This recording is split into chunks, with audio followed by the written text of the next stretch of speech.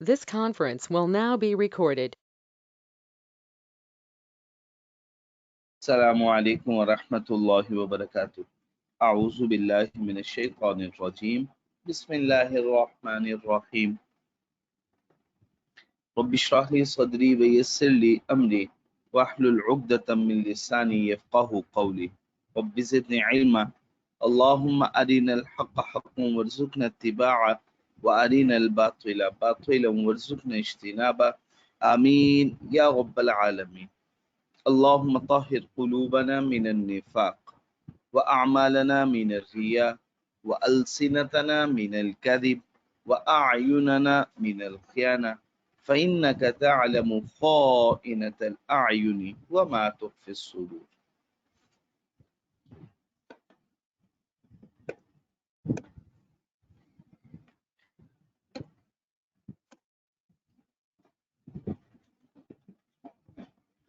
आज हम स्टार्ट करने वाले हैं बच्चे IS से 210 एग्रीइंग द टर्म्स ऑफ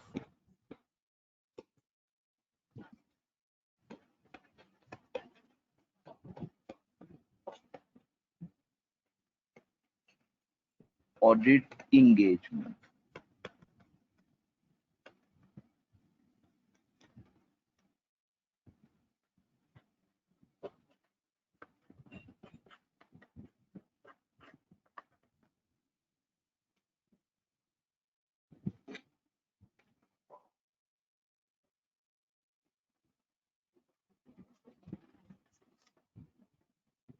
ठीक हो गया जी बच्चे। हमें क्या डिस्कस करना है? Agreeing the terms of audit engagement. Agreeing the terms of audit engagement को पढ़ने से पहले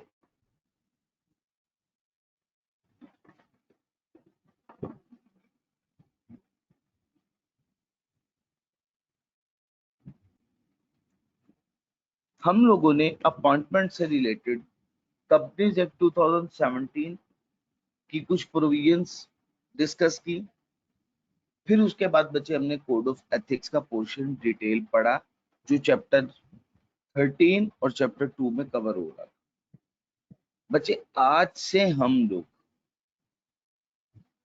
स्टार्ट कर रहे हैं इंगेजमेंट लेटर, जो कि अपॉइंटमेंट से रिलेटेड ही मैं इसे क्लासिफाई करता हूँ कि अपॉइंटमेंट में तीन बातें हैं। पहली legal requirement, second one ethical requirement और थर्ड वन कि फिर अब मुआहिदा भी कर लो, एग्रीमेंट भी कर लो। ये एग्रीमेंट क्यों किया जाता है, उसकी रीजन क्या। पहले हम ये रीजन समझ लेते हैं, फिर उसके बाद मैं आपको बताऊंगा कि इसमें हमने हमारा लर्निंग आउटकम क्या है। 210 में हमने क्या क्या बातें पढ़नी है, हमारे सिलेबस में क्या क्या कवर होगा। बच्चे ये एक साहब है CA,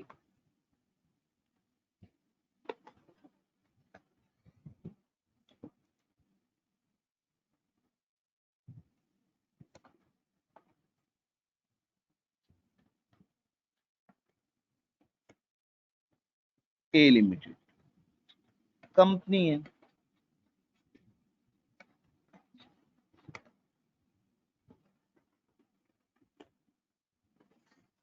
ये इस कंपनी के ऑडिटर।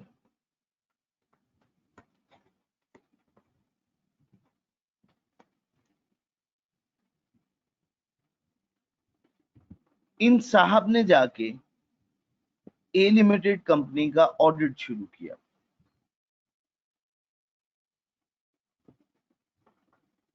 और ऑडिट करते हुए इन्होंने A लिमिटेड से कहा कि A लिमिटेड, ये साहब कह रहे हैं A लिमिटेड से, A लिमिटेड ऐसा करो, मुझे फाइनेंशियल स्टेटमेंट्स अपनी प्रोवाइड करो। A लिमिटेड मुझे अपनी फाइनेंशियल स्टेटमेंट बना के दे दो। A लिमिटेड ने कहा फाइनेंशियल स्टेटमेंट तो ऑडिट हम तो नहीं बनाते, हम क्यों बनाए। तो हमने तो कभी नहीं सुना कि फाइनेंशियल स्टेटमेंट कंपनी बनाती है, फाइनेंशियल स्टेटमेंट तो ऑडिटर बनाता है, तो आप बनाओ, आप हमसे क्यों मांग रहे हो।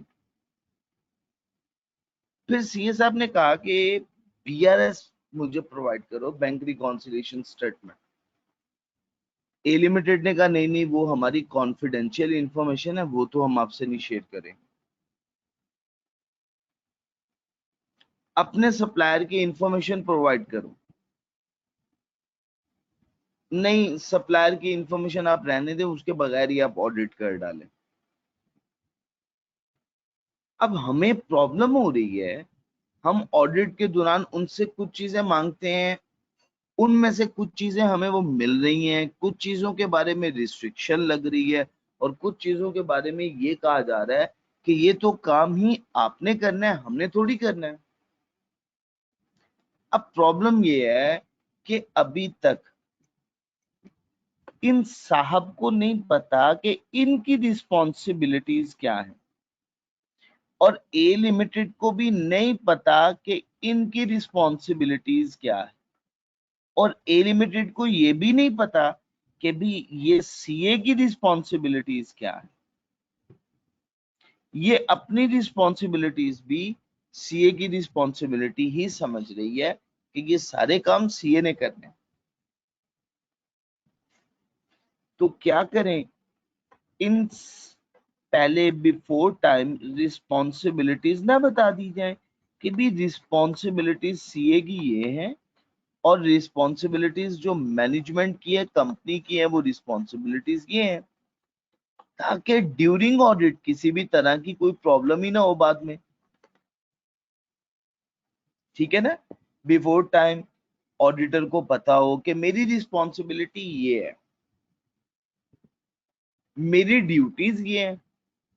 ए लिमिटेड को पता हो मेरी ड्यूटीज, मेरी रिस्पॉन्सिबिलिटीज ये हैं, और ए लिमिटेड को ये भी पता होना चाहिए कि रिस्पॉन्सिबिलिटीज ऑडिटर की क्या है, और सीए को ये पता होना चाहिए रिस्पॉन्सिबिलिटीज ए लिमिटेड की क्या है और मेरी क्या है।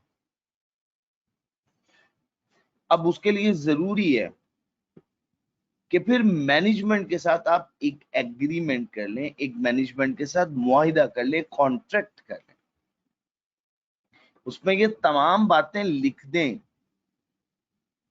क्या करें, तमाम की तमाम वो बातें आप लिख दें।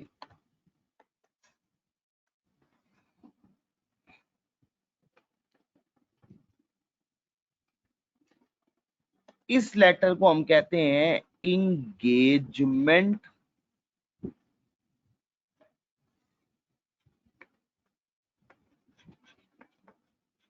लेटर। इसको लिखता कौन है, ड्राफ्ट कौन करता है, इसे ऑडिटर ड्राफ्ट करता है, अश्योरेंस प्रोवाइडर ड्राफ्ट करता है। अब अश्योरेंस प्रोवाइडर इसको ड्राफ्ट करेगा, इसको लिखेगा, लिखने के बाद इस लेटर को उठा के मैनेजमेंट को दिया जाएगा। इसकी दो कॉपीज होंगी, मैनेजमेंट को उठा के दे दिया जाएगा, मैनेजमेंट से कहा जाएगा इस पे सिग्नेचर करो। इस पे सिग्नेचर है, किसने, सीए के भी सिग्नेचर है, इस पे मैनेजमेंट के भी सिग्नेचर है। मैनेजमेंट ने इस पर सिग्नेचर किए, सिग्नेचर करने के बाद ये इंगेजमेंट लेटर, ये पूरे का पूरा इंगेजमेंट लेटर सिग्नेचर के बाद दोबारा वापस ऑडिटर के पास आ गया। अब इस पे किसके सिग्नेचर है, इस पे सीए के सिग्नेचर भी हैं, और इस पे किसके सिग्नेचर है, मैनेजमेंट के।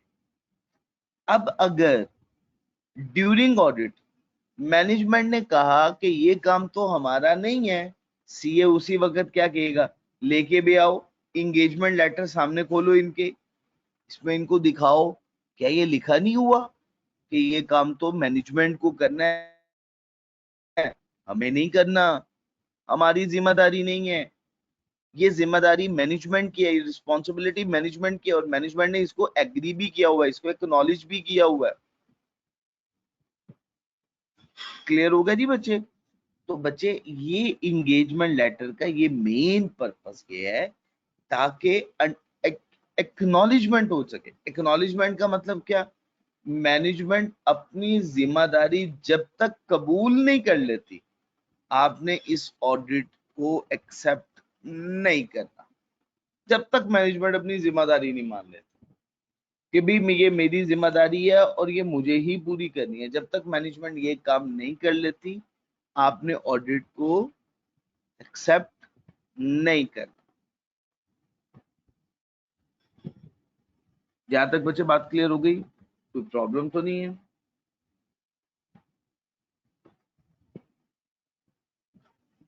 करें जी स्टार्ट से आगे। यस सर, क्लियर है। समीउल्लाह साहब ने कह दिया क्लियर है। बाकी लोगों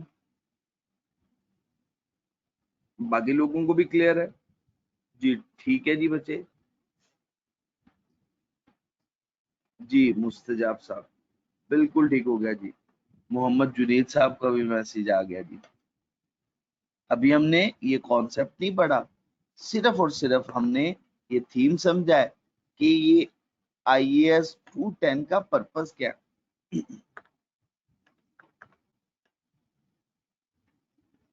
अच्छा बच्चे, अब इसमें हमने क्या क्या टॉपिक्स पढ़ने हैं, जरा तवज्जो कीजिएगा। IAS से 210, ताकि आप जब भी एनालिसिस करते हैं आपको समझ में आए, आसानी से बात समझ में आए। सबसे पहले हमने एक कॉन्सेप्ट पढ़ना है प्री कंडीशंस का।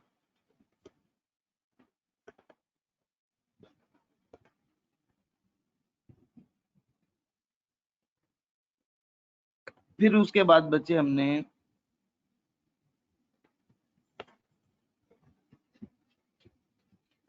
क्या रिस्पॉन्स होगा इफ प्री कंडीशंस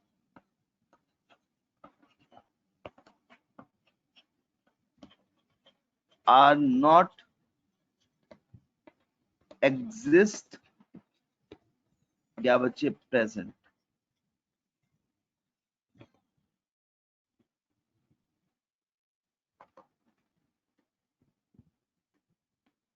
अगर प्री कंडीशंस मौजूद ना हुई तो फिर क्या रिस्पॉन्स होगा। और उसके बाद बच्चे इंगेजमेंट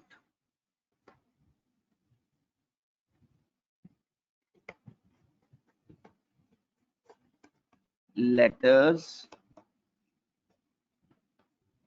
कंटेंट्स, इंगेजमेंट लेटर के कंटेंट्स पढ़ने हैं बच्चे।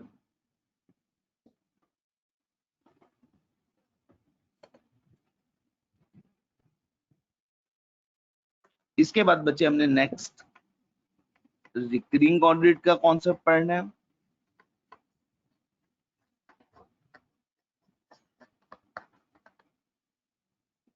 और सबसे लास्ट पे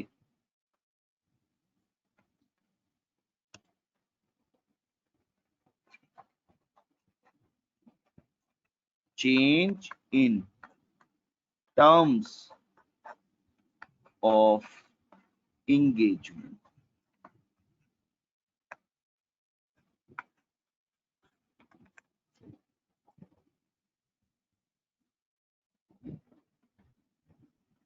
ठीक हो गया जी बच्चे? समझ आई बात की? पहली बात प्री कंडीशन, 5 बातें पढ़नी है, अब याद रखें। IAS 210 में हमने कितनी बातें पढ़नी है? 5 बातें। प्री कंडीशन, रिस्पॉन्स अगर प्री कंडीशंस मौजूद ना हुई ऑडिटर का क्या रिस्पॉन्स होगा, इंगेजमेंट लेटर्स के कंटेंट्स कौन कौन से हैं, रिकरिंग ऑडिट जब हम पढ़ेंगे रिकरिंग ऑडिट में ये इंगेजमेंट लेटर हर ऑडिट के लिए, हर रिकरिंग ऑडिट के लिए जरूरी होता है। अगर जरूरी नहीं है तो फिर किन सिचुएशन में जरूरी होगा। और लास्ट वन, अगर इंगेजमेंट की टर्म्स चेंज हो जाए तो तब क्या। तो ये 5 बातें समझ में आ गई। हमें कितनी बातें पढ़नी है IAS 210 में? 5 बातें पढ़नी है। तो हम पहली बात से स्टार्ट करने वाले हैं। अली शेर, अब आपको इसमें इंटरेस्ट पहले भी था, अब ज्यादा इंटरेस्ट आपका इसमें डेवलप हो जाएगा, ठीक है ना जी बच्चे? बिस्मिल्लाहिर्रहमानिर्रहीम।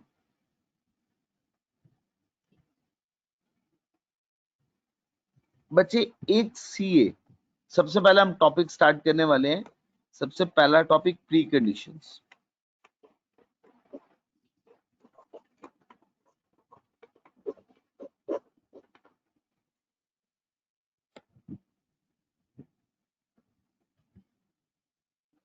अच्छा बच्चे, एक ऑडिटर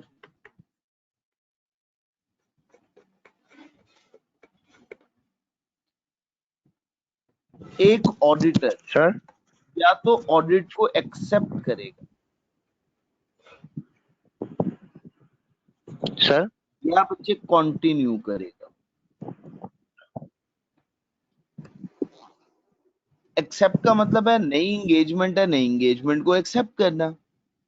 कंटिन्यू का मतलब है कि आप पहले ही ऑडिटर हैं इस साल, अब आप कंटिन्यू कर रहे हैं।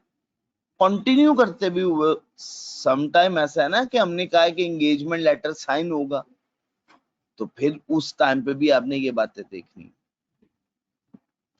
तो एक ऑडिटर या तो नया ऑडिट एक्सेप्ट करेगा या कंटिन्यू करेगा ऑडिट की एंगेजमेंट। ठीक हो गया जी बच्चे।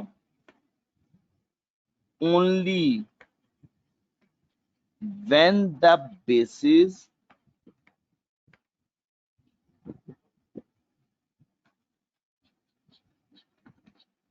upon which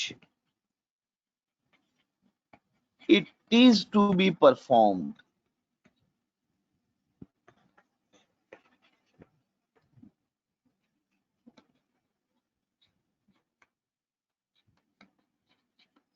has been agreed। याद रख लेनी है ये बात।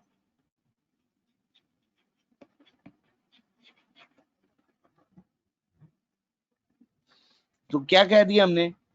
हमने कहा कि ये बेसिस, जब तक वो बेसिस जिस पे इस इंगेजमेंट को परफॉर्म करना है, जब तक ये दोनों पार्टीज वो बेसिस एग्री नहीं कर लेती, तब तक इस इंगेजमेंट को एक्सेप्ट नहीं करना इस सीए ने। ये देखें, एक सीए है, एक ए लिमिटेड है। अब सीए ने ऑडिट करना है ए लिमिटेड कंपनी की फाइनेंशियल स्टेटमेंट का। जब तक ए लिमिटेड वो बेसिस एग्री नहीं कर लेती जिस पे इस सीए ने ऑडिट करना है, तब तक ये सीए इस ऑडिट को एक्सेप्ट नहीं करेगा। इसका मतलब क्या है? जब तक मैनेजमेंट कंपनी अपनी जिम्मेदारी मान नहीं लेती, जिम्मेदारी को कबूल नहीं कर लेती, तब तक ऑडिटर इस इंगेजमेंट को एक्सेप्ट नहीं करेगा। ठीक है जी बच्चे। जब तक मैनेजमेंट अपनी जिम्मेदारी कबूल नहीं कर लेती, अपनी रिस्पॉन्सिबिलिटी एग्री नहीं कर लेती, तब तक ऑडिटर सीए इस इंगेजमेंट को एक्सेप्ट नहीं करेगा। ठीक हो गया जी बच्चे। तो अब इसमें हमें दो कॉन्सेप्ट समझने होते हैं कि बेसिकली ये हम ऑब्जेक्टिव की बात पढ़ रहे हैं। अगर हम देखें तो ये प्री कंडीशन नहीं है, बेसिकली ये हमारा क्या है, ऑब्जेक्टिव स्टैंडर्ड का ऑब्जेक्टिव बन जाता है, लेकिन बात वो प्री कंडीशन की ही कर रहा है। अब हमें क्या करना है, ऑडिटर को क्या करना है, ये जानना है क्या आया प्री कंडीशन ऑडिट के लिए मौजूद है या नहीं है। तो उसके लिए दो बातें,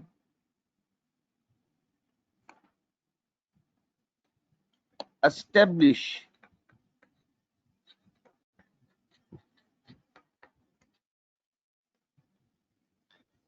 पहला whether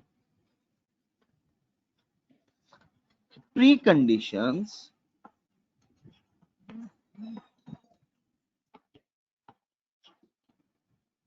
for an audit are present। क्या ऑडिट के लिए जो प्री कंडीशंस थी वो मौजूद हैं? अगर वो मौजूद हैं तो फिर ठीक है। और दूसरा, कॉमन अंडरस्टैंडिंग। कॉमन अंडरस्टैंडिंग किसकी? ऑडिटर के इन बिटवीन और मैनेजमेंट के। तो ये दूसरी बात हो गई, कॉमन अंडरस्टैंडिंग। तो ये दो बातें आपने याद रखनी। जब तक ये दोनों काम नहीं हो जाएंगे, आपने ऑडिट को एक्सेप्ट नहीं करना। अब ये पूरा ऑब्जेक्टिव बन गया, establish whether preconditions for an audit are present or there is a common understanding between the auditor and the management। जब तक ये दोनों बातें नहीं होंगी, तब तक आपने इस ऑडिट को एक्सेप्ट नहीं कर। अच्छा जी, अब हम बार बार वर्ड प्री कंडीशन यूज कर रहे हैं। ये प्री कंडीशन होती क्या है, ये स्टार्ट करने वाले हैं।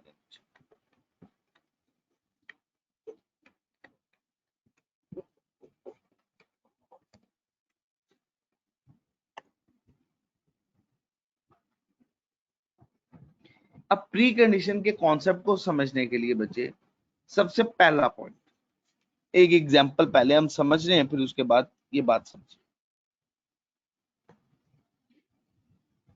ये साहब है ऑडिटर,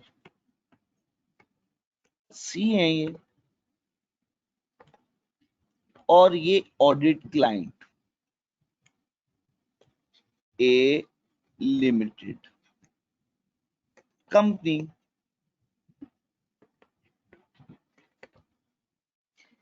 कंपनी ने बना के दी फाइनेंशियल स्टेटमेंट्स।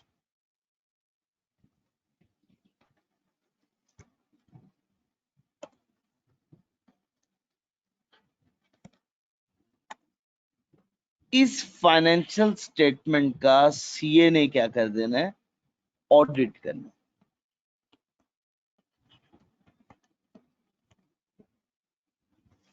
और ऑडिट करने के बाद इस ए लिमिटेड कंपनी के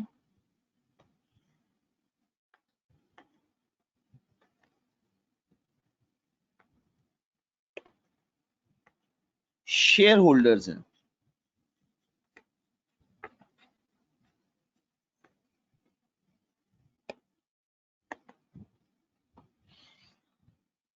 उन्हें बताना है क्या ये financial statement give true and fair view. समझ आ रही है बात की? तो आपको याद होगा ये थ्री पार्टी रिलेशनशिप का कॉन्सेप्ट हमने पढ़ा था। मैंने स्ट्रक्चर इस दफा थोड़ा सा डिफरेंट वे में बनाया, पहले मैंने जरा डिफरेंट बनाया। यहाँ पे मैंने सिर्फ समझाते हुए बात मुख्तलिफ तरीके से की है, मैं दोबारा करने लगा हूँ, गौर से सुनिएगा।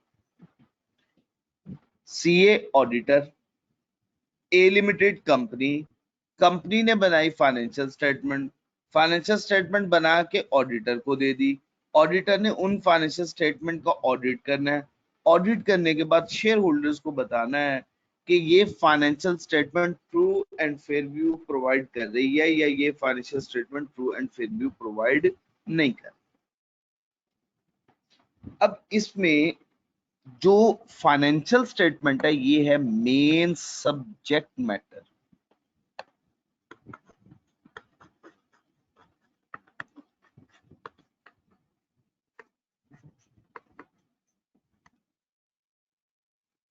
ये क्या जी, सब्जेक्ट मैटर। और आपको ये भी याद है कि इस सब्जेक्ट मैटर को बनाने के लिए एक क्राइटेरिया यूज हुआ था, एक क्राइटेरिया यूज किया गया था जिस क्राइटेरिया को कहा करते थे सूटेबल क्राइटेरिया।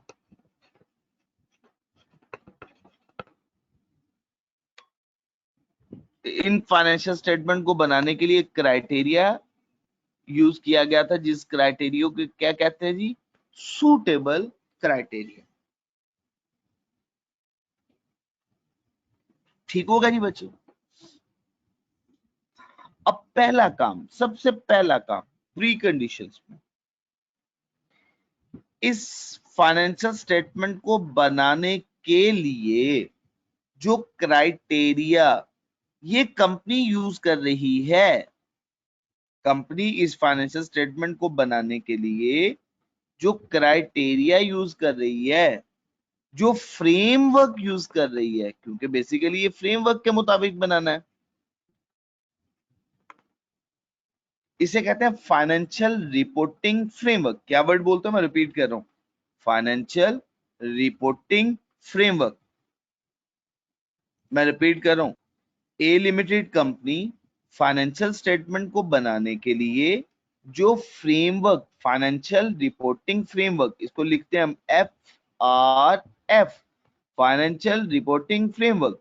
इस फाइनेंशियल स्टेटमेंट को बनाने के लिए जो फाइनेंशियल रिपोर्टिंग फ्रेमवर्क यूज कर रही है, क्या वो फाइनेंशियल रिपोर्टिंग फ्रेमवर्क एक्सेप्टेबल है या नहीं है। अगर एक्सेप्टेबल है तो ऑडिटर इस ऑडिट को एक्सेप्ट करेगा, नहीं तो वो इस ऑडिट को एक्सेप्ट नहीं करेगा। सबसे पहली कंडीशन ये है। बात समझा पाए हूं? कोई कंफ्यूजन तो नहीं है? रिपीट कर रहा हूं। सबसे पहले हमने क्या करना है? सबसे पहले ये जानना है, ये इंश्योर करना है whether the financial reporting framework that is to be used for the preparation of the financial statement is acceptable। क्या जो फाइनेंशियल स्टेटमेंट बनाने के लिए फाइनेंशियल रिपोर्टिंग फ्रेमवर्क मैनेजमेंट इस्तेमाल करेगी, क्या वो इस टेरिटरी के अंदर, इस ज्यूरिसडिक्शन के अंदर एक्सेप्टेबल है भी या नहीं है। अगर एक्सेप्टेबल है तो हम ऑडिट एक्सेप्ट करेंगे, अगर एक्सेप्टेबल नहीं है तो हम इस ऑडिट को एक्सेप्ट नहीं करेंगे। पहली बात। अच्छा जी, पहली बात अगर पूरी हो गई, वेल एंड गुड। फिर हम दूसरी बात की तरफ आ जाते हैं।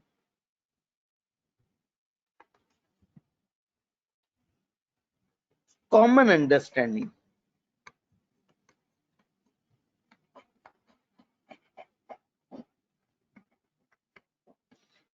मैनेजमेंट अपनी रिस्पॉन्सिबिलिटीज को एक्नॉलेज करे। मैं ये भी वर्ड लिख देता हूं, एक्नॉलेज द रिस्पॉन्सिबिलिटीज।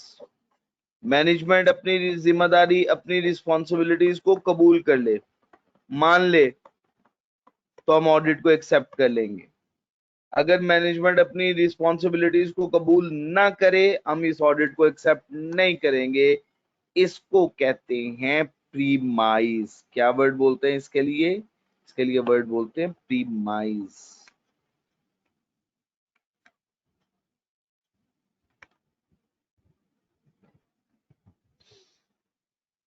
मैनेजमेंट अपनी जिम्मेदारी, अपनी रिस्पॉन्सिबिलिटी को एक्नॉलेज करो, कबूल करो, मान लो, फिर हम इस ऑडिट को एक्सेप्ट कर लेंगे। मैनेजमेंट अब पूछ रही है कि मेरी रिस्पॉन्सिबिलिटीज है क्या, वो तो मुझे बताएं। हमने कहा जी बताते हैं जी। पहली रिस्पॉन्सिबिलिटी आपकी आपकी पहली रिस्पॉन्सिबिलिटी ये है कि आपने फाइनेंशियल स्टेटमेंट बनानी है। Preparation of the financial statement किसकी रिस्पॉन्सिबिलिटी है? मैनेजमेंट की। और फाइनेंशियल स्टेटमेंट बनानी कैसे है? As per applicable financial reporting framework. अच्छा देखे ना, हमने जो फ्रेमवर्क ऊपर बात की, हमने कहा कि क्या आया फाइनेंशियल रिपोर्टिंग फ्रेमवर्क वो एक्सेप्टेबल है या नहीं है। अगर एक्सेप्टेबल है तो वो फ्रेमवर्क अब क्या बन जाएगा? Applicable financial reporting framework. अब उसको हम AFRF कह देंगे कि ये कौन सा फ्रेमवर्क है? ये एप्लीकेबल फाइनेंशियल रिपोर्टिंग फ्रेमवर्क है। तो मैनेजमेंट आप अपनी रिस्पॉन्सिबिलिटीज को एडमिट करो, मान लो, कबूल कर लो। और वो पहली रिस्पॉन्सिबिलिटी क्या है? You are responsible management for the preparation of the financial statement in accordance with applicable financial reporting framework. अच्छा, मैनेजमेंट ने कहा जी ठीक है जी, हमने अपनी रिस्पॉन्सिबिलिटी कबूल कर ली। और बताओ, हमने कहा जी दूसरी रिस्पॉन्सिबिलिटी। अच्छा बच्चे, फाइनेंशियल स्टेटमेंट कैसी होनी चाहिए? एक एग्जांपल, फाइनेंशियल स्टेटमेंट। स्टेटमेंट चलिए, ये फाइनेंशियल स्टेटमेंट कैसी होनी चाहिए? Free from material misstatement. शाबाश, बिल्कुल ठीक। अच्छा, अगर मैं ये वर्ड लिख दूं, हम कह दें true and fair view provide कर रही हो। That gives true and fair view. आपने बिल्कुल ठीक कहा, मैंने इसी रिजल्ट पे पहुंचना। ट्रू एंड फेयर व्यू, ऐसी फाइनेंशियल स्टेटमेंट जो ट्रू भी हो और फेयर व्यू भी दे रही हो। इसका मतलब क्या हुआ, इस फाइनेंशियल स्टेटमेंट में किसी भी तरह की कोई मटेरियल मिसस्टेटमेंट नहीं होनी चाहिए। तो बच्चे ने क्या कह दिया, free from material misstatement, free from material misstatement. अच्छा बच्चे, अब ये जो वर्ड आपने बोला ना मिसस्टेटमेंट, इसको मैं आज बता दूंगा लेकिन मैं लिख के डिफाइन नहीं करूंगा, गौर से सुनना। मैं उसके एग्जाम्पल आपके साथ डिस्कस करने वाला हूं। लीज है, लीज की बात कर लेते हैं, हमने पढ़ा हुआ है, सबने पढ़ा हुआ है लीज। IFRS 16, आपने लीज को रिकॉर्ड करना है, आपने फाइनेंशियल स्टेटमेंट बनानी है और एज पर इंटरनेशनल फाइनेंशियल रिपोर्टिंग स्टैंडर्ड्स बनानी है। आपका एप्लीकेबल फाइनेंशियल रिपोर्टिंग फ्रेमवर्क ये है, उसमें लेसी है, और लेसी की एंट्रीज क्या होती हैं, जब वो लीज को रिकॉर्ड करता है तो वो एंट्री पोस्ट करता है, राइट ऑफ यूज एसेट को डेबिट करता है और लीज लायबिलिटी को रिकॉर्ड क्रेडिट कर देता है। अब एक कंपनी के आप फाइनेंशियल स्टेटमेंट देख रहे हैं और उसने इस लीज के एंट्री को रिकॉर्ड ही नहीं किया, वो रेंट पे करता है तो रेंट एक्सपेंस डेबिट कर देता है, बैंक क्रेडिट कर देता है। आपने उससे पूछा, भाई तुमने कोई गाड़ी लीज पे ली हुई है, तुमने राइट ऑफ यूज एसेट क्यों नहीं रिकॉर्ड किया? उसने कहा, जी ये लीगल ओनरशिप तो मेरी नहीं है, मैं मालिक थोड़ी हूं उसका। हाँ मैंने इस्तेमाल के लिए लिया, जैसे आप घर इस्तेमाल के लिए लेते हो, आपने घर लिया इस्तेमाल के लिए, क्या आप अपनी किताबों में उसको अपना एसेट बना लेते हो? इसी तरह से मैंने गाड़ी ली है 5 साल के लिए, 6 साल के लिए, मैं उसको इस्तेमाल करूंगा और जैसे जैसे मैं इस्तेमाल करता जा रहा हूँ उसका रेंट पे करता जा रहा हूँ। मैं अब अपना एसेट बना लूं अपनी किताबों में? मैं तो नहीं बनाऊंगा। भाई वो ठीक कह रहे हैं या गलत कह रहे हैं? एज पर इंटरनेशनल फाइनेंशियल रिपोर्टिंग स्टैंडर्ड वो एसेट रिकॉर्ड होना चाहिए थी, लायबिलिटी रिकॉर्ड होनी चाहिए थी, लेकिन फाइनेंशियल स्टेटमेंट में उसने ना एसेट रिकॉर्ड किया ना लायबिलिटी रिकॉर्ड की। जो treatment international financial reporting standard के मुताबिक होनी चाहिए थी, अगर वैसे ही है तो मिसस्टेटमेंट नहीं है, गलती नहीं है। लेकिन अगर वैसे होनी चाहिए थी, है नहीं, इसको कहते हैं मिसस्टेटमेंट। जो एप्लीकेबल फाइनेंशियल रिपोर्टिंग फ्रेमवर्क के मुताबिक ट्रीटमेंट बन रही थी, इफेक्ट आ रहा था, अगर वैसा ही इफेक्ट फाइनेंशियल स्टेटमेंट में अकाउंट फॉर हुआ है तो देयर इज नो मिसस्टेटमेंट, और अगर वैसे रिकॉर्ड नहीं हुआ मिसस्टेटमेंट। ठीक हो गया जी। मिसस्टेटमेंट दो तरह से होती है, एक होती है एरर की वजह से और एक है फ्रॉड की वजह से। एरर कहते हैं अनइंटेंशनल मिस्टेक हो जाना, गैर इरादी तौर पे गलती हो जाना, और फ्रॉड जानबूझ के गलती करना।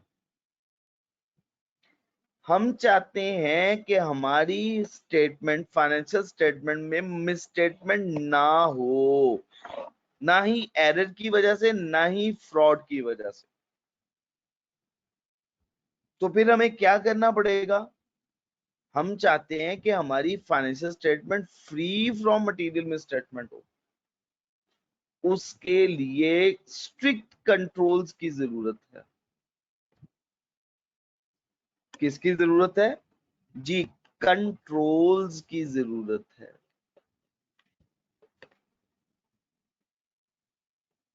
बच्चे बात क्लियर हो गई? जिसे हम सिंपली इंटरनल कंट्रोल्स भी कहते हैं। तो अब सेकंड पॉइंट क्या है? वो इंटरनल कंट्रोल्स जो जरूरी है फाइनेंशियल स्टेटमेंट को फ्री फ्रॉम मटेरियल मिसस्टेटमेंट बनाने के लिए, वो भी रिस्पॉन्सिबिलिटी मैनेजमेंट तुम्हारी है, हमारी नहीं है। बात समझा पाए हूं? अगेन रिपीट कर रहा हूं, गौर से सुनिएगा। पहली बात तो financial statement applicable financial reporting framework के मुताबिक बनानी है, आपने बनानी है। Financial statement free from material misstatement होनी चाहिए। उसके लिए कंट्रोल्स एस्टेब्लिश करने पड़ेंगे, आपको डिजाइन भी करने पड़ेंगे, एस्टेब्लिश भी, और उनको मेंटेन भी करना पड़ेगा। ये भी रिस्पॉन्सिबिलिटी मैनेजमेंट आपकी है, हमारी नहीं है। तीसरी बात, आप जरा कमिट करो कि आप ऑडिटर को ये इंफॉर्मेशन प्रोवाइड करोगे, to provide the auditor with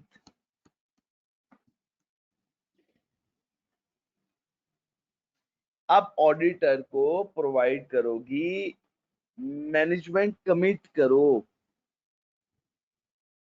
क्या करोगी, क्या प्रोवाइड करोगी जी? आप प्रोवाइड करोगी all relevant information.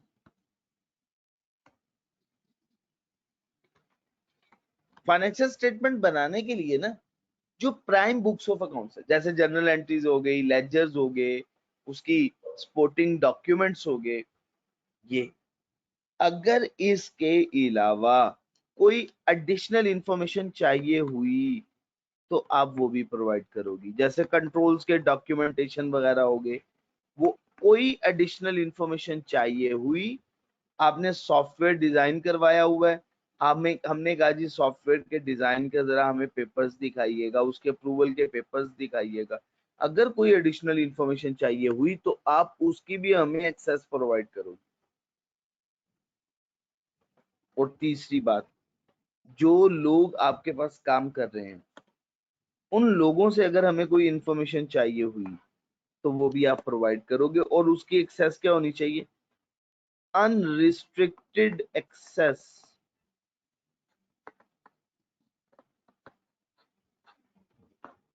To all persons.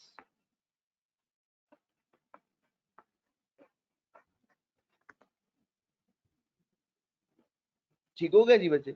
Unrestricted access to all personnels, unrestricted access provide करनी है आपने तमाम पर्सोनल्स की।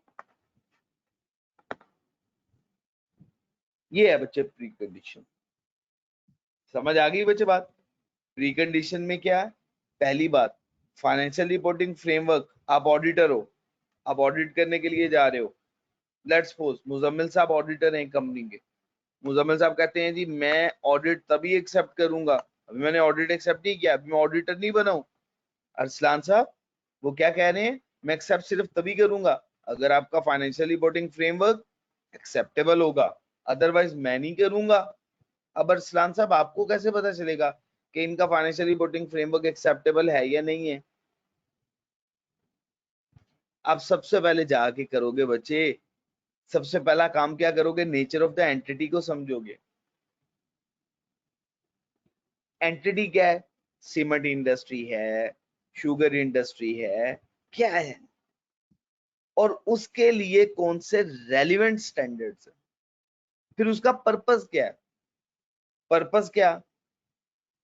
जनरल पर्पस फाइनेंशियल स्टेटमेंट बनानी है उसने, स्पेशल पर्पस बनानी है, जनरल पर्पस बनानी है, जनरल यूजर्स के लिए बनानी है। ठीक हो गया जी बच्चे? ऑब्जेक्टिव क्या है? प्रॉफिट ओरिएंटेड है, नॉन प्रॉफिट है? अगर प्रॉफिट ओरिएंटेड है तो प्रॉफिट एंड लॉस अकाउंट बनेगा, नॉन प्रॉफिट ओरिएंटेड है तो इनकम एंड एक्सपेंडिचर अकाउंट बनेंगे। तो वो सारे करेक्टरिस्टिक्स जो हैं उनकी बेसिस पे हमें पता चलेगा कि क्या फाइनेंशियल रिपोर्टिंग फ्रेमवर्क एक्सेप्टेबल है या नहीं है। सबसे पहला काम आपने वो चेक कर लिया। फिर उसके बाद आपने कहा मैनेजमेंट आपकी और हमारी जब तक अंडरस्टैंडिंग मैच नहीं कर जाती, आप अपनी रिस्पॉन्सिबिलिटी को एग्री नहीं कर लेते हो, एक्नॉलेज नहीं कर लेती हो, मैं आपका ऑडिट एक्सेप्ट नहीं कर सकता। उसे हम प्रीमाइज कहते हैं। क्या मतलब? आप कहो कि फाइनेंशियल स्टेटमेंट मैं बना के दूंगी, अपनी जिम्मेदारी को एडमिट करो, कबूल करो।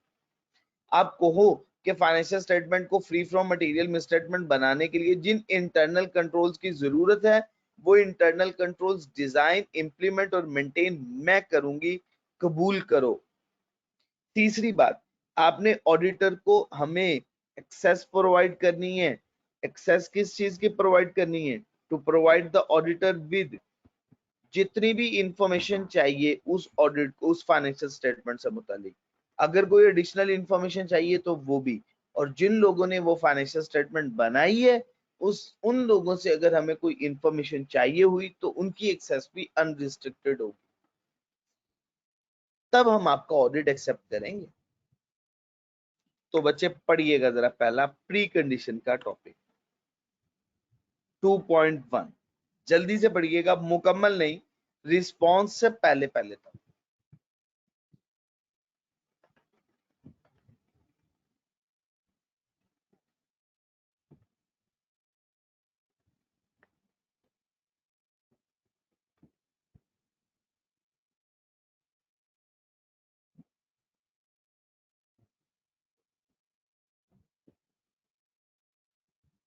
चैप्टर 2 सेकेंड हाफ मुस्तजाब, चैप्टर 2 सेकेंड हाफ, ये आप अपनी बुक से भी कर सकते हो, इसमें कोई चेंजेस नहीं है। ये एग्जामिनेबल सप्लीमेंट में भी मौजूद है और बुक में भी मौजूद है। आप अगर बुक से करना चाहो तो बुक से भी कर सकते हो, सिर्फ सेकेंड हाफ चैप्टर 2 का, फर्स्ट हाफ नहीं। फर्स्ट हाफ एग्जामिनेबल सप्लीमेंट से ही करना है आपने, वो कोड ऑफ एथिक्स का पोर्शन।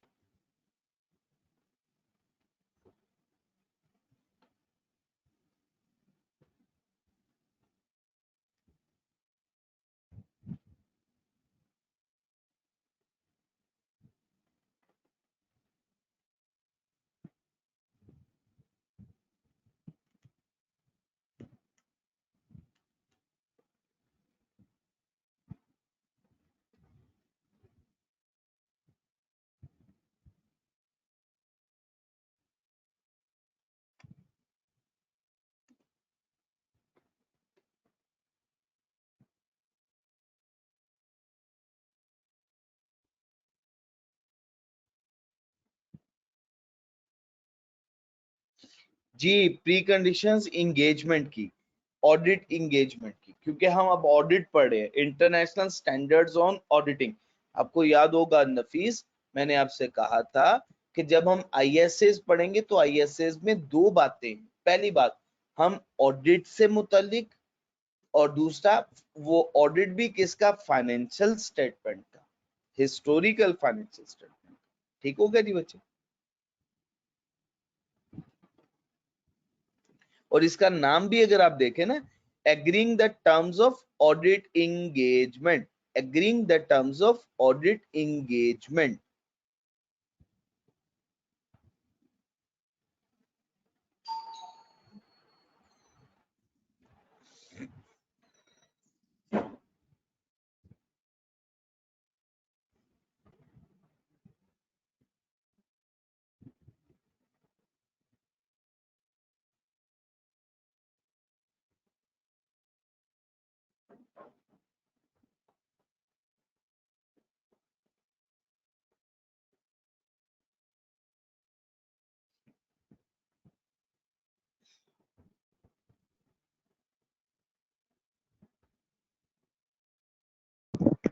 सर समीउल्ला, आज मुझे बच्चे आपकी आवाज नहीं आ पाएगी, मैं ना किसी घर में नहीं हूँ, किसी जगह पे हूँ, वहीं से लेक्चर आप लोगों को डिलीवर कर रहा हूँ। मेरे पास इस टाइम पे मेरा ख्याल है हैंड फ्री नहीं है, ठीक है? तो मेरे सिस्टम की आवाज भी मैं नहीं सुन पाऊंगा। तो अगर आप मुझे टाइप करके मैसेज कर दें, ग्रुप पे मैसेज सेंड कर दें, वॉइस नोट मेरे मोबाइल पे सेंड कर दें, लेकिन मोबाइल पे भी आप सेंड करेंगे तो मैं मोबाइल के साथ कनेक्टेड हूँ, मैंने हॉटस्पॉट ऑन करके अपने मोबाइल फोन के थ्रू मैं नेट यूज कर रहा हूँ। तो आज के लिए मैं माजरत खा हूँ, अगर आप मुझे टाइप करके मैसेज भेज दें तो मैं इंशाल्लाह कर।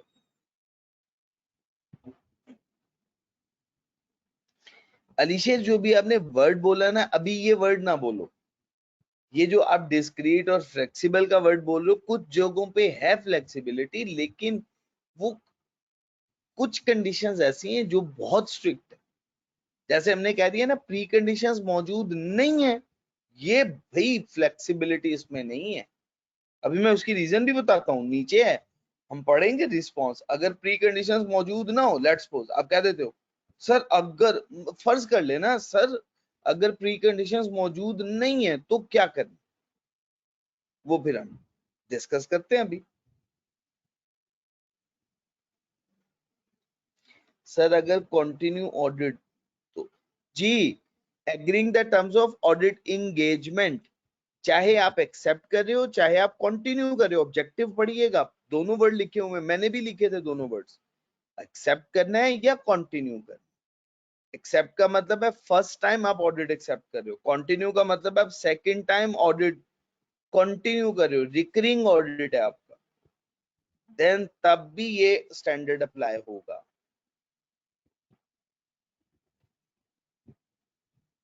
जी पढ़ लिया बच्चे, सब लोगों ने पढ़ लिया?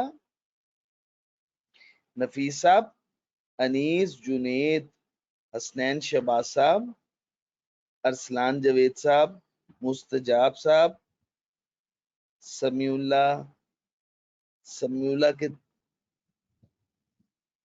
3 कनेक्शन आ रहे हैं, तैयब साहब,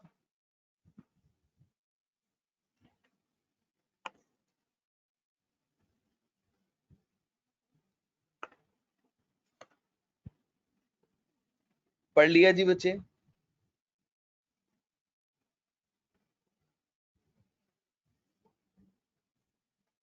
अच्छा जी बच्चे, अब जरा कॉन्सेप्ट सुनिएगा गौर से।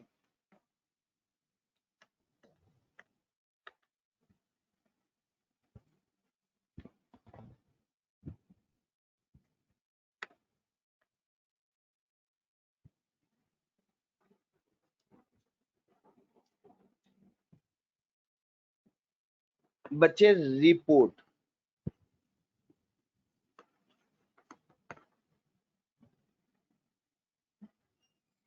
रिपोर्ट की मेन 2 टाइप्स होती हैं,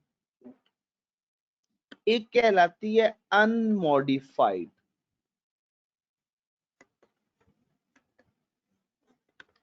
और एक कहलाती है मॉडिफाइड।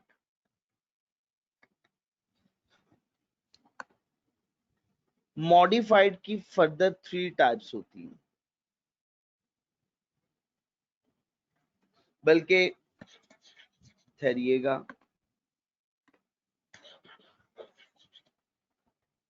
मॉडिफाइड को भी 2 तरह की हम बात कर लेते हैं। हम कहते हैं एक है मॉडिफाइड ओपिनियन और एक में हम कह देते हैं अनमॉडिफाइड ओपिनियन।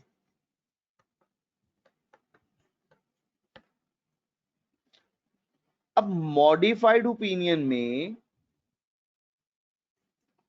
फिर फर्दर 3 टाइप्स होती हैं,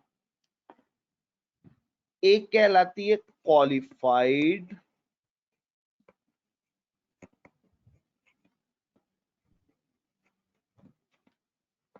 ओपिनियन, सेकंड में हम कहते हैं एडवर्स ओपिनियन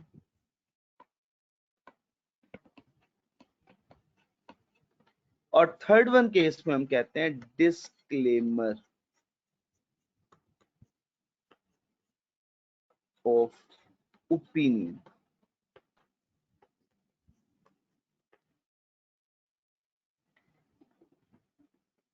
क्वालिफाइड ओपिनियन में बच्चे हम कहते हैं, जैसे मैंने अभी आपको एग्जांपल दी, आपने फाइनेंशियल स्टेटमेंट आपके सामने आई, आपने ऑडिट किया, ऑडिट करने के बाद आपने कहा लीज को ठीक रिकॉर्ड नहीं किया गया, बाकी सब चीजें ठीक है, लीज ठीक रिकॉर्ड नहीं हुई, अब आप क्या कहेंगे?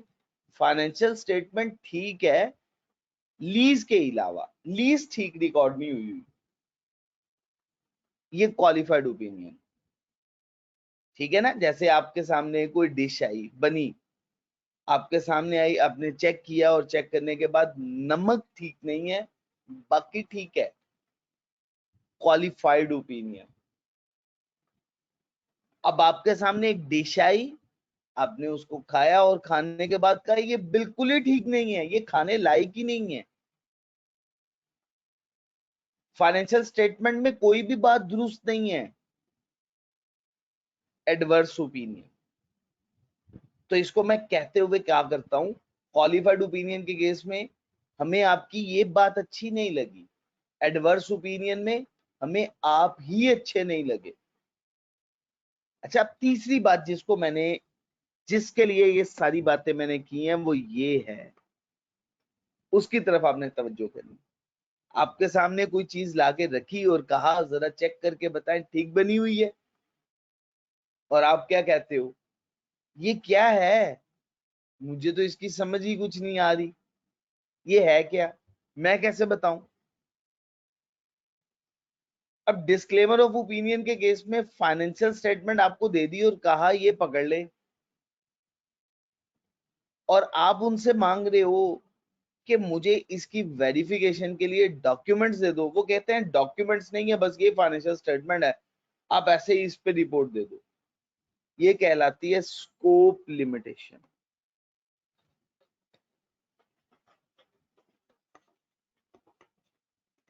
स्कोप लिमिटेशन क्या है, कुछ आपके राइट्स थे, मैनेजमेंट की रिस्पॉन्सिबिलिटीज थी, मैनेजमेंट ने आपको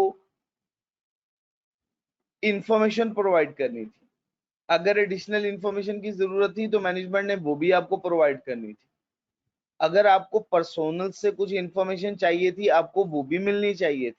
ये आपका स्कोप था, मैनेजमेंट ने उसको रिस्ट्रिक्ट कर दिया, लिमिट कर दिया। उस स्कोप की लिमिटेशन की वजह से आप ओपिनियन दे रहे हो कि मुझे फाइनेंशियल स्टेटमेंट का पता ही कुछ नहीं चल रहा, मुझे नहीं पता ये फाइनेंशियल स्टेटमेंट क्या है, मैं इस पे ओपिनियन नहीं दे पाऊंगा। ये कहलाता है डिस्क्लेमर ऑफ ओपिनियन। याद रखना, अगर आप पे कोई स्कोप लिमिटेशन लग जाए और उसके रिजल्ट में आपकी ओपिनियन डिस्क्लेमर ऑफ ओपिनियन हो, आपको उस ऑडिट को एक्सेप्ट नहीं करना चाहिए, पहले ही इनकार कर दें। भाई जब आपने at the end report issue करनी है और उसमें कोई ओपिनियन ही नहीं देना जो आपका मेन पर्पज है, याद करें चैप्टर 1 में हमने पढ़ा था मेन ऑब्जेक्टिव ऑडिट का क्या होता है, दो ही बातें, पहली बात ऑब्टेन रीजनेबल एश्योरेंस, दूसरी बात रिपोर्ट इशू करनी। आप अपना मेन पर्पस पूरा नहीं कर पा रहे हो, ओपिनियन नहीं दे पा रहे हो, आपने कहा मुझे ऑडिटर रखा था लेकिन मैं ओपिनियन नहीं दे सकता हूं, मेरे पे स्कोप लिमिटेशन लग गई है, तो इस सिचुएशन में आपको ऑडिट एक्सेप्ट नहीं करना चाहिए। आप इंकार कर दें मैनेजमेंट को, आप कहें जी नहीं मैं नहीं ऑडिट एक्सेप्ट करूंगा, ठीक है जी। नफीस साहब, आपको मैनेजमेंट फाइनेंशियल स्टेटमेंट प्रोवाइड करे और आप उनसे कहें कि भाई प्रॉपर्टी प्लांट एंड इक्विपमेंट जो एडिशन हुई है ड्यूरिंग द ईयर उसकी मुझे जरा इनवॉइसेस प्रोवाइड करें, मैनेजमेंट के इनवॉइसेस नहीं मिलेंगी, ऐसे ही चेक कर लो। आप कैसे चेक कर सकते हो, कैसे वेरीफाई कर सकते हो। अब अगर मैं आपसे पूछूं बताओ फाइनेंशियल स्टेटमेंट में प्रॉपर्टी प्लांट एंड इक्विपमेंट की एडिशन ठीक है, आप क्या ओपिनियन दोगे, आप कहोगे मुझे तो कुछ मिला ही नहीं, मैं कैसे बताऊं वो ठीक है या गलत है। इसी तरह से आपने कंपनी से कहा कि आपने लीज पे कुछ एसेट्स लिए थे, अच्छा वो लीज के डॉक्यूमेंट्स जो बैंक के साथ या लेसर के साथ आपके एग्रीमेंट्स हुए हुए हैं, कॉन्ट्रैक्ट हुए हुए हैं, वो मुझे कॉन्ट्रैक्ट प्रोवाइड करो। उन्होंने कहा कोई कॉन्ट्रैक्ट नहीं मिलेगा आपको, बस आप फाइनेंशियल स्टेटमेंट में ये इन्फॉर्मेशन हमने बता दी है, ठीक बताई हुई है। आप मुझे बताएं कि आप लीज के बारे में बता पाएंगे कि वो लीज की ट्रांजैक्शंस जो मैनेजमेंट ने रिकॉर्ड की हुई है वो ठीक रिकॉर्ड की हुई है, उतनी अमाउंट से रिकॉर्ड होनी चाहिए थी, आपको तो कुछ पता ही नहीं चला, आपको तो कोई डॉक्यूमेंट ही नहीं मिला। ये स्कोप लिमिट कर दिया, आपके स्कोप में था कि आपको लीज की सारी डॉक्यूमेंटेशन मिलनी चाहिए थी, आपके स्कोप में था जितनी भी फिक्स एसेट की एडिशन हुई थी उन तमाम की इनवॉइसेस आपको मिलनी चाहिए थी, ये आपके स्कोप में थी बात। लेकिन मैनेजमेंट ने आपके उस स्कोप को छोटा कर दिया, कम कर दिया, मुख्तसर कर दिया। अब उसकी बुनियाद पे आप ओपिनियन ही नहीं दे पा रहे हो कि फाइनेंशियल स्टेटमेंट ठीक है या फाइनेंशियल स्टेटमेंट ठीक नहीं है, आपको पता ही नहीं है। आप ये भी नहीं कह सकते हो ठीक है, आप ये भी नहीं कह सकते हो गलत है, क्योंकि पता ही नहीं है। हो सकता है आप कह दो गलत है वो ठीक हो, आपको तो डॉक्यूमेंट नहीं मिले ना, इस वजह से आप कह रहे हो। आप इस बेस पे कोई ओपिनियन फॉर्म नहीं करते हो। रिपोर्ट तो जरूर इशू करोगे, लेकिन कोई ओपिनियन फॉर्म नहीं करोगे। आपको स्टैंडर्ड ने कह दिया, कहा कि अगर मैनेजमेंट आप पे ऐसी बंदिश लगा दे जिसके रिजल्ट में आप स्कोप लिमिटेशन के उस रिजल्ट में आप ओपिनियन ही फॉर्म नहीं कर रहे हो, रिपोर्ट इशू कर रहे हो लेकिन कोई ओपिनियन नहीं दे रहे हो, तो आपको चाहिए, जब आपको पहले ही पता है कि आप कोई ओपिनियन नहीं दे पाओगे, आप क्यों एक्सेप्ट कर रहे हो ऑडिट? आप एक्सेप्ट ही ना करो इस ऑडिट को।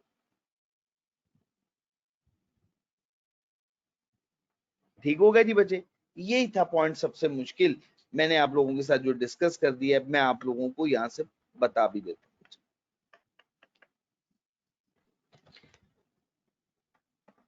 बाकी आपने खुद पढ़ना है। पहला पॉइंट ये देखिएगा, ये first, a limitation on scope is imposed by management. Management ने लिमिटेशन इम्पोज कर दी ऑडिटर पे, such that the auditor would be unable, इस तरह से लिमिटेशन इम्पोज हुई है कि ऑडिटर अब इस काबिल नहीं रहा कि वो कोई ओपिनियन एक्सप्रेस कर सके उस फाइनेंशियल स्टेटमेंट पे, तो उसे इस ऑडिट को एक्सेप्ट नहीं करना चाहिए।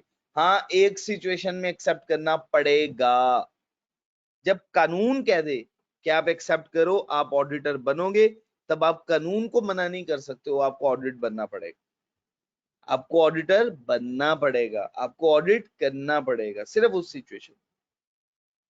अच्छा बच्चे, नेक्स्ट, फाइनेंशियल रिपोर्टिंग फ्रेमवर्क। हमने पढ़ा ना कि फाइनेंशियल रिपोर्टिंग फ्रेमवर्क क्या होना चाहिए? फाइनेंशियल रिपोर्टिंग फ्रेमवर्क एक्सेप्टेबल होना चाहिए।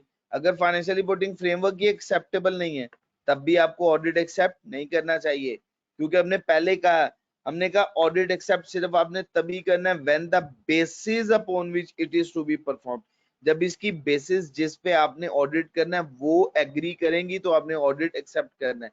बेसिस ही एग्री नहीं कर रही, ऑडिट क्यों एक्सेप्ट करोगे आप? इनकार कर दो, ऑडिट नहीं एक्सेप्ट करना आपका।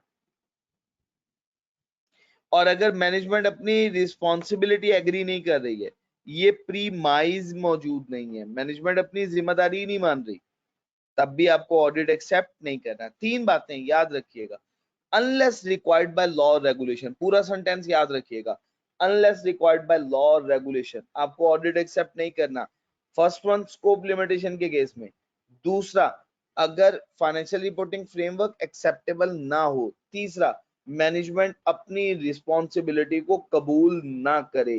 तीन बातें हो जाएं, आपको ऑडिट एक्सेप्ट नहीं करना। रिपीट कर रहा हूं, अनलेस रिक्वायर्ड बाय लॉ और रेगुलेशन, जब तक कानून नहीं कहता आप ऑडिट एक्सेप्ट नहीं करोगे। किन तीन सिचुएशन में? पहली सिचुएशन, ऐसी स्कोप लिमिटेशन मैनेजमेंट ने लगाई जिसके रिजल्ट में आप ओपिनियन फॉर्म नहीं कर सकते, ऑडिट ने एक्सेप्ट कीजिएगा। फाइनेंशियल रिपोर्टिंग फ्रेमवर्क एक्सेप्टेबल ही नहीं है। तीसरी बात, मैनेजमेंट अपनी जिम्मेदारी कबूल नहीं कर रही। पढ़ लें बच्चे जल्दी से।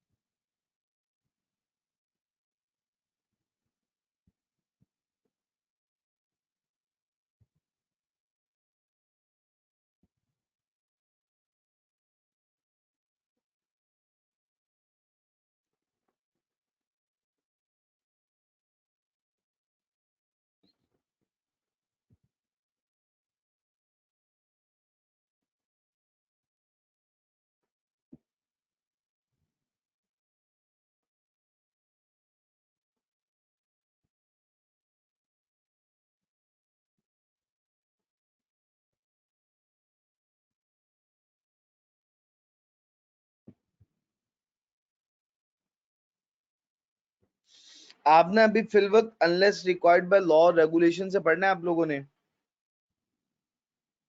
ठीक है?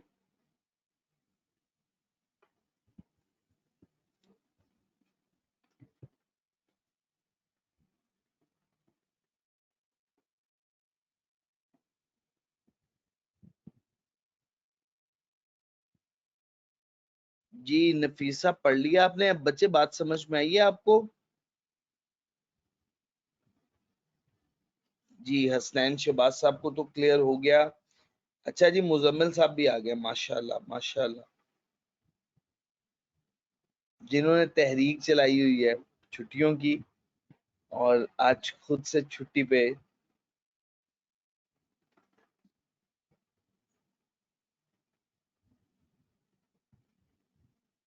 ना करें मुजम्मिल साहब, छुट्टी के लिए कोई अनाउंसमेंट हुई नहीं थी।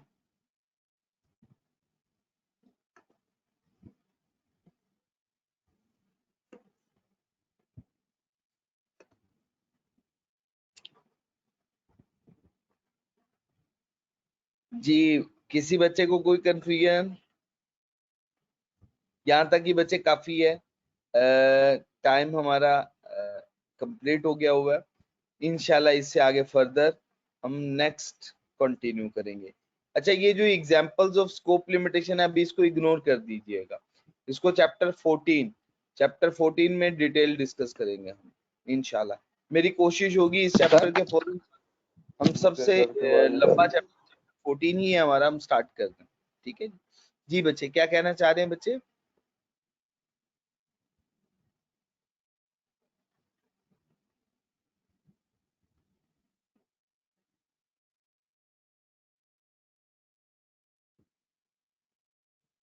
सर नवीद साहब ने तो कल से ऑफ कर दिया संडे तक।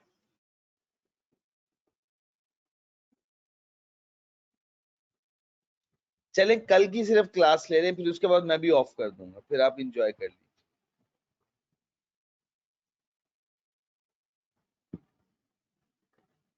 ठीक है ना, सिर्फ कल की क्लास ले लें, फिर इंजॉय कीजिएगा, फिर जैसे आप कहेंगे वैसे हम कर लें। ठीक, नहीं नहीं मुजम्मिल कल की क्लास ले लो यार, कल की क्लास ले लो, काफी स्लो पेस पे हम चल रहे हैं। ये ISA 210 मुकम्मल हो जाएगा कल, चांसेस हैं। ठीक है, फिजिकल क्लासेस में होता तो ये टॉपिक तो आज ही मुकम्मल हो सकता था, लेकिन बस अब आपको पता ही है। अलीशेर जी, स्कोप लिमिटेशन मेजोरिटी केसेस में, हर केस में नहीं हो सकती। ऐसा भी हो सकता है ना, अलीशेर ने सवाल पूछा है, मैं आप सब लोगों को बता दूं, अलीशेर ने सवाल